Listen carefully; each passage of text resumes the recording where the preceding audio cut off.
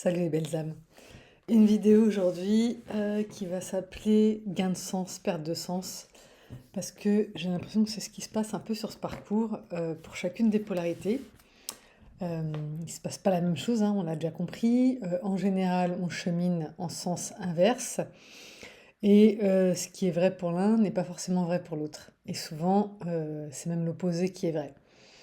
Et le sujet du jour ne fait pas exception à cette règle, hein, qu'on peut trouver sur le parcours.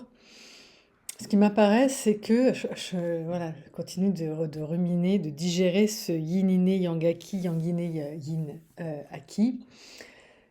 Et ça me fait penser que j'avais un autre sujet à traiter sur la vitesse des parcours. Je ne l'ai pas noté, il faut que je me le note.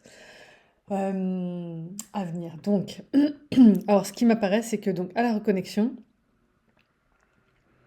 pour le yin inné, donc le chaser, le donneur d'amour inconditionnel, le yang acquis blessé, pour donner un peu toutes les étiquettes, c'est un vrai gain de sens.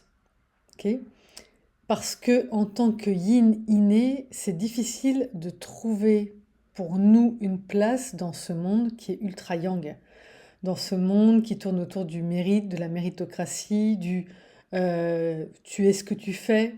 Tout tourne autour du faire dans notre société. Il faut que tu fasses tes preuves. Pour faire ses preuves, il faut montrer ce dont on est capable dans la matière.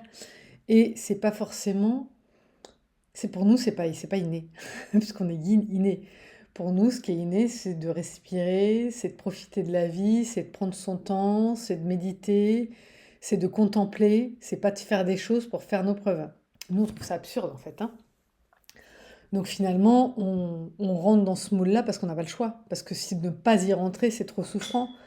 Y rentrer, c'est souffrant, mais ne pas y rentrer, c'est encore plus souffrant parce que, en tant qu'inné, ben, l'amour pour nous, c'est hyper important. On a besoin de se sentir aimé, et tant qu'on n'est pas conforme, on ne se sent pas aimé, donc on fait tout pour se conformer.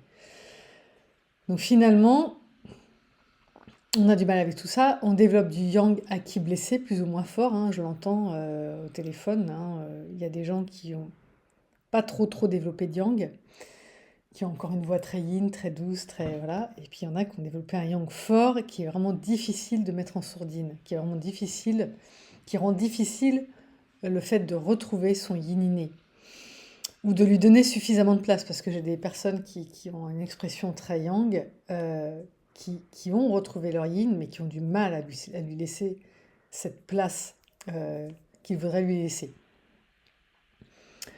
Alors pourquoi pour le yin, c'est un gain de sens, cette reconnexion? Parce que quand on se reconnecte à notre autre, il y a plein de choses qui font sens. C'est-à-dire que l'amour dans lequel on croyait qu'on n'a jamais vu se matérialiser, là on le voit. Donc pour nous, c'est énorme, puisque l'amour, c'est central. Et l'amour dans la création, c'est central, puisqu'on est issu de l'amour du divin. Et un yin, il a ça ancré en lui, en fait. Il a cette connaissance. Moi, je me souviens quand j'étais petite, c'était clé pour moi d'essayer de comprendre comment les gens s'aimaient, pourquoi ils s'aimaient pas suffisamment selon ma propre estimation. Et dans mon référentiel à moi, personne ne s'aimait suffisamment. J'ai jamais vu l'expression de l'amour telle que je l'imaginais, telle que je la sentais à l'intérieur de moi.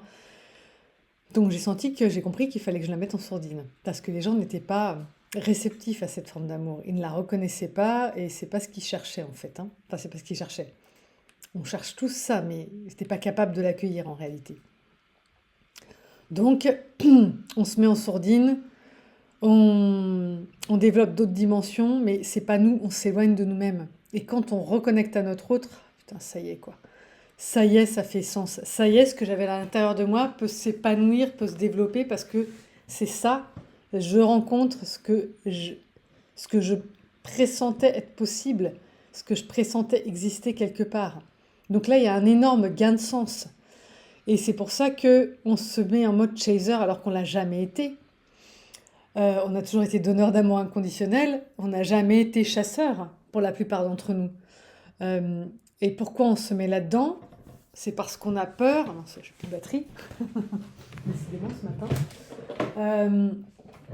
C'est parce qu'on a peur de perdre ce qui pour nous, et c'est douloureux, hein, ce début de parcours pour un yin inné, qui a enfin trouvé un sens à tout ce qu'il ressentait et à sa vie, de faire une croix.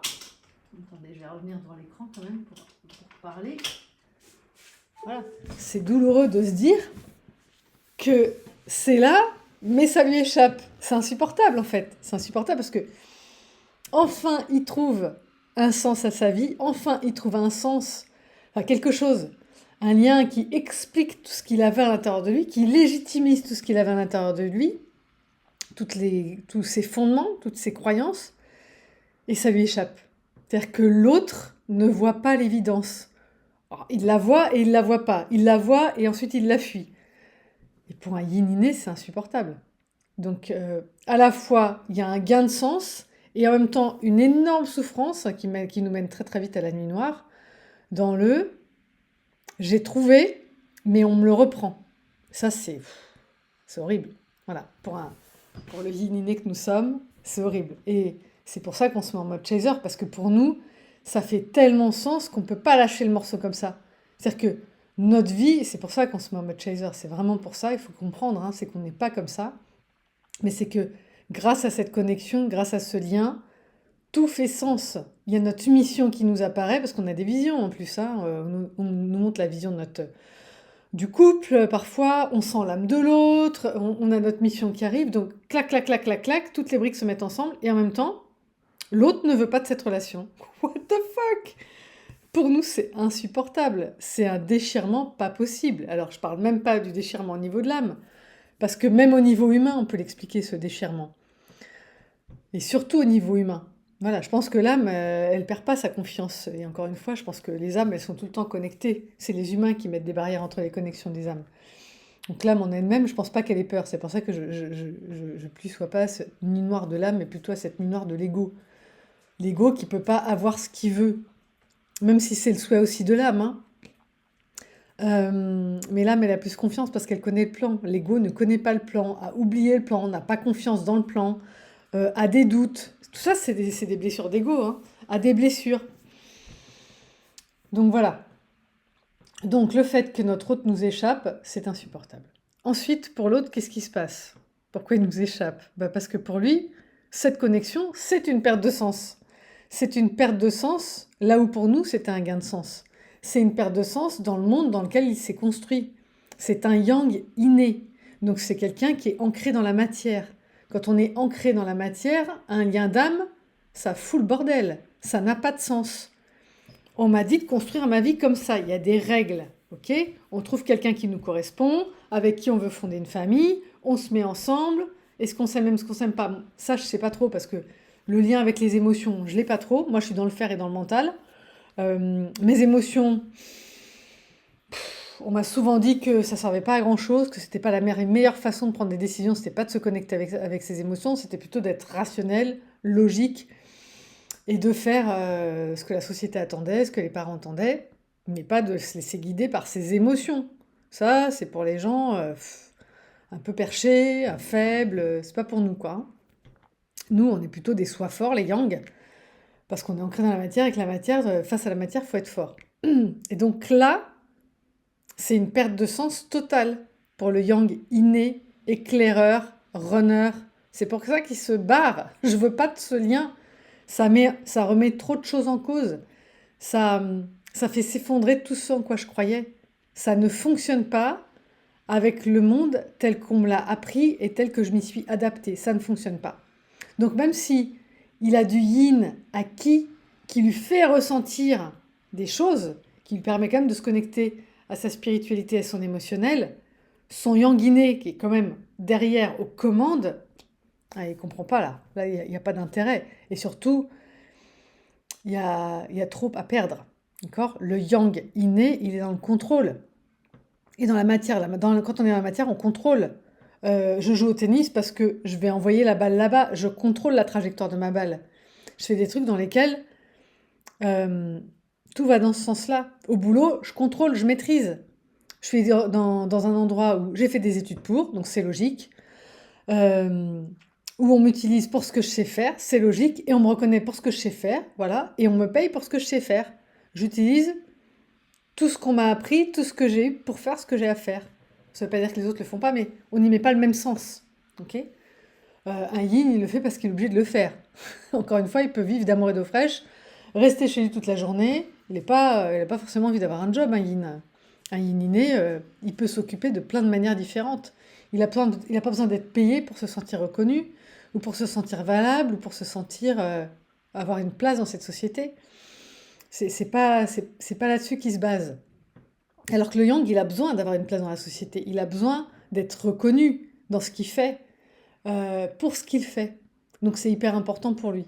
Et donc, à cette reconnexion, où en gros, il lui est demandé de faire quelque chose qui n'a pas de sens parce que c'est spirituel, parce que c'est un lien d'âme.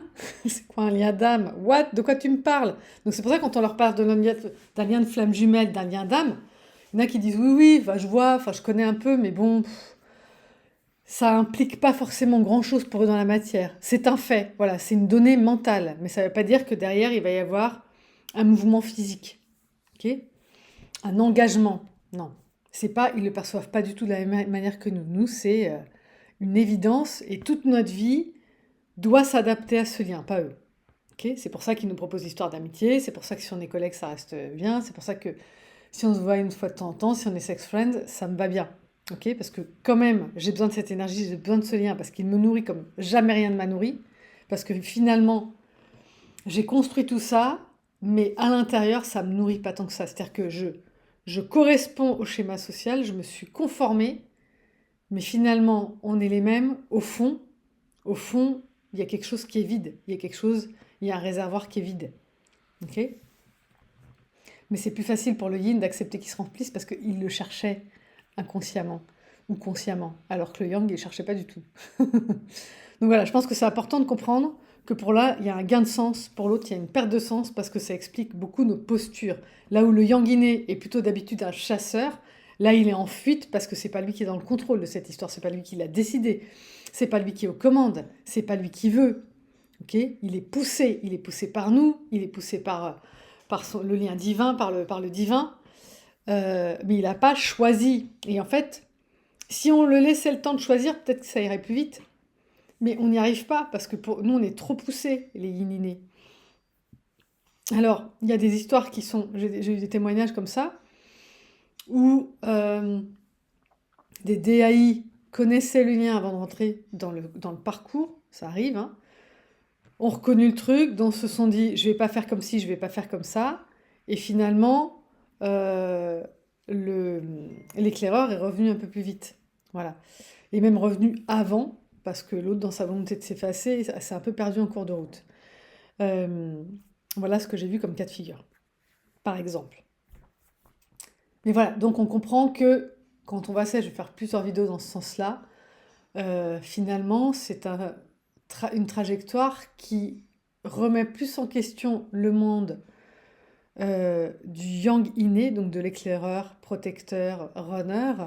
Et donc, je vais vous expliquer dans une autre vidéo que ça met, du coup, ça explique le temps que ça prend. Et moi, j'avais vu partout le contraire, mais voilà, je vais le développer dans une autre vidéo.